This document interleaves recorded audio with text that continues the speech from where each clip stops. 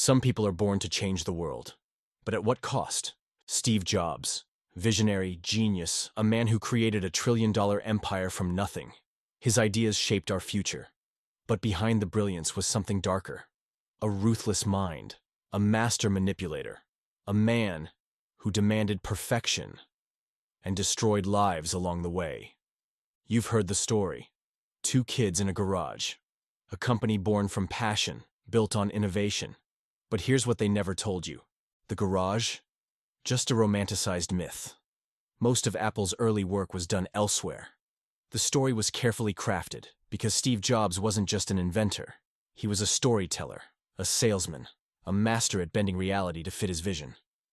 And the first person he ever manipulated was his own best friend. But before we get into that shocking betrayal, take a second to hit that like button if you want to hear more untold stories like this. And if you're new here, subscribe, because we uncover the truth no one else will tell you. It was the 1970s.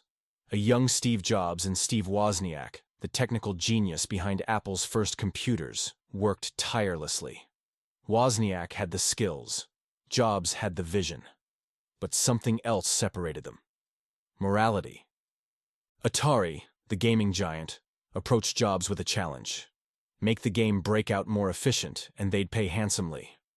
Jobs knew Wozniak was the perfect man for the job, so he convinced his friend to help, promising they'd split the payment.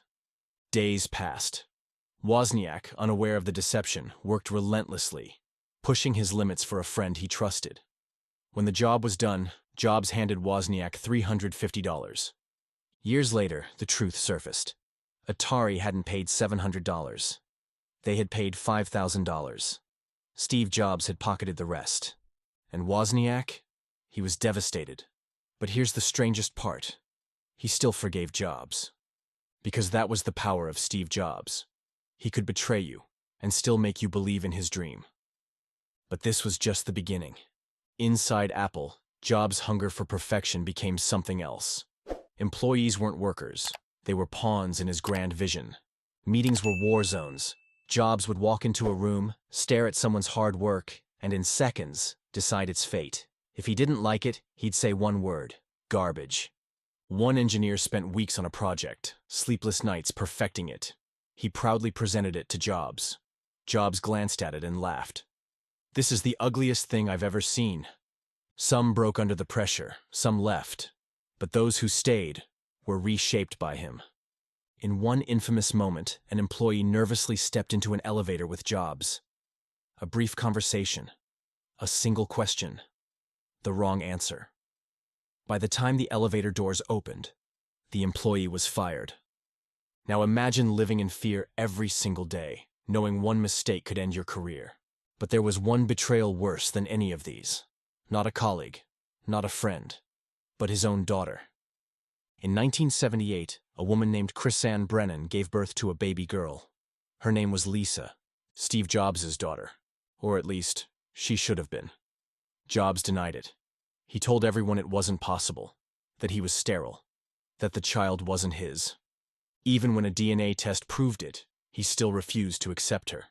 And while Jobs was on his way to becoming a millionaire, his daughter and her mother were struggling to survive. But the truth had a way of catching up. Years later, Jobs finally let Lisa into his life. But love? That was something different. Once, Lisa gathered the courage to ask him a simple question. "Can I have your old Porsche when you're done with it?" His response? "You're not getting anything. You understand? Nothing." A billionaire. A man worshipped by millions. Yet, to his own child, he was a ghost. The world feared Steve Jobs because he didn't accept limits. He pushed his team beyond reason. He demanded what others thought was impossible, and time again, he got it. They called it the reality distortion field. There was something almost hypnotic about Steve Jobs. When he spoke, people listened. When he demanded the impossible, teams somehow found a way to make it happen. It wasn't just confidence. It was a belief so powerful that it altered reality for those around him. One Apple engineer recalled an incident where Jobs was furious over the size of a new prototype. "Make it smaller," he ordered. The team pushed back, explaining it was physically impossible with current technology. Jobs, unfazed, picked up the device, looked at it for a few seconds, and then dropped it into a fish tank in front of them. Bubbles rose from the device. Jobs smirked. See those bubbles? That means there's space inside. Make it smaller. And they did. This wasn't a one-time incident. Jobs constantly pushed his engineers beyond the limits of what they thought was achievable. Whether it was cutting boot-up times on the Mac, eliminating unnecessary buttons on the iPhone, or demanding perfection in product design, Jobs had a way of bending reality, or at least making people believe they could. But this power came at a cost. Some employees thrived under this pressure, but many others cracked. Some left Apple, burned out and disillusioned. Others stayed, but at the expense of their mental health and personal lives. Even Apple's co-founder Wozniak admitted that while Jobs was a genius, he could also be brutal. He had no tolerance for people who didn't match his vision, Wozniak once said. And if you weren't part of that, you were gone. When Jobs spoke, logic didn't matter. What was impossible became possible. He forced engineers to do in weeks what should have taken years. When they said it couldn't be done, he said, "Then you're fired." And somehow, it always got done. Apple's success wasn't immediate. In the early years, the company struggled financially. The Apple Lisa, named after the daughter Jobs refused to acknowledge, was a commercial failure. And by the mid-'80s, internal tensions were boiling over. Jobs had become increasingly erratic, clashing with Apple's board and his own employees. He believed Apple should keep innovating, while the board wanted stability and profitability. It all came to a head in 1985. The board held a secret meeting. Jobs, once the face of Apple, was removed from the very company he had built, fired from his own creation. But if you think that was the end of his story, you'd be wrong. Jobs wasn't one to accept failure.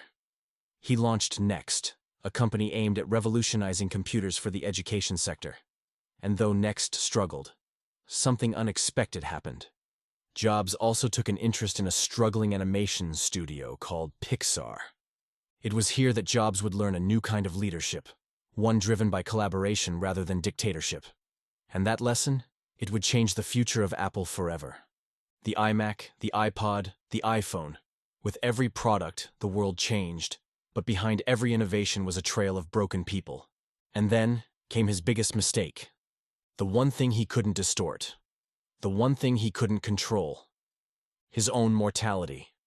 By the late 2000s, Steve Jobs had achieved what once seemed impossible. He had returned to Apple, rescued it from near bankruptcy, and transformed it into one of the most valuable companies in the world. But there was a problem. A secret that Jobs had been hiding from the public for years. In 2003, during a routine checkup, doctors found a tumor in his pancreas. It was a rare, treatable form of cancer. Most people in his position would have immediately undergone surgery. But Jobs? He thought differently. Believing he could outthink his disease, Jobs rejected modern medicine and turned to alternative treatments, fruit diets, herbal remedies, even spiritual healing.